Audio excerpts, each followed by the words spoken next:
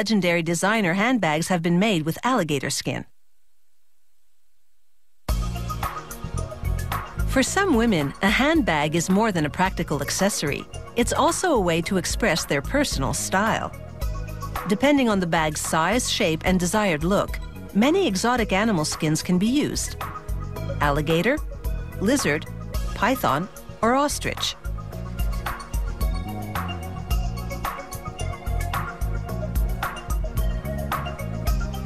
This red skin is from the Nile alligator.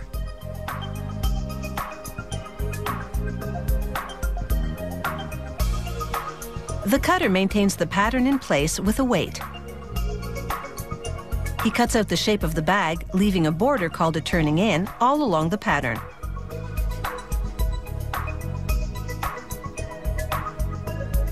This skiving machine delicately shaves the back of the alligator skin to make it thin and pliable.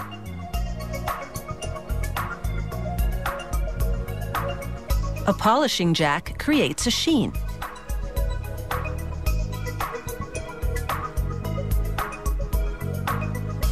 A plating machine applies heat and pressure to remove creases and make the skin shiny. Now it's placed on a hot plate for a few seconds to raise the skin and create what is called French bombé.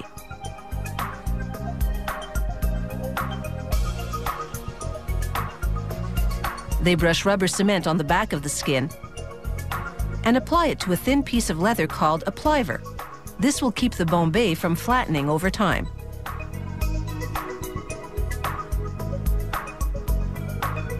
Then he cuts off the excess skin, creating a turning in.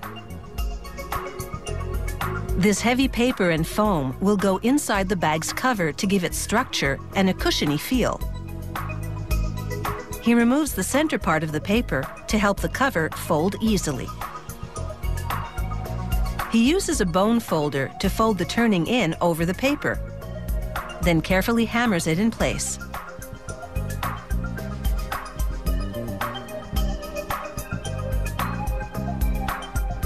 Now he's making the sides, called gussets, and the bottom of the bag. He applies thin muslin and rubs it in place under a protective paper.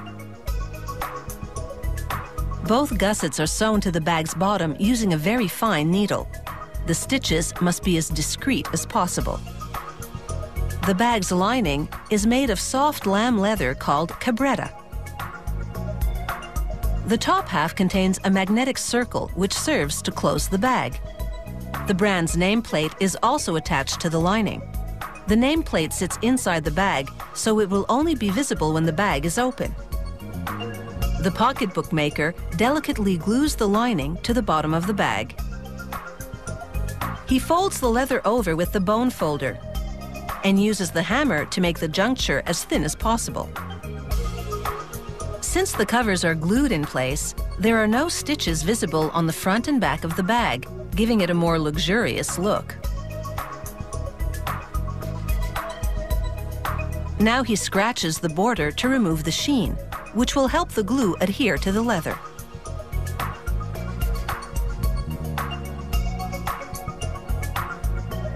He applies the back and front cover to the lining of the bag, making sure all the covers line up perfectly.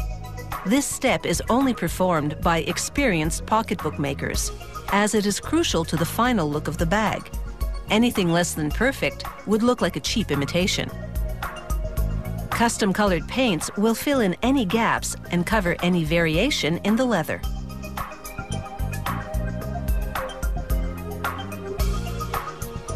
They finish by polishing the bag, using a small amount of shoe polish and a buffing cloth. They must use very little polish to avoid buildup in the grain of the leather. This also removes any dirt or cement. It takes about 7 hours to make an alligator bag. All the time, effort, and materials result in a stylish fashion accessory that's made to last for years.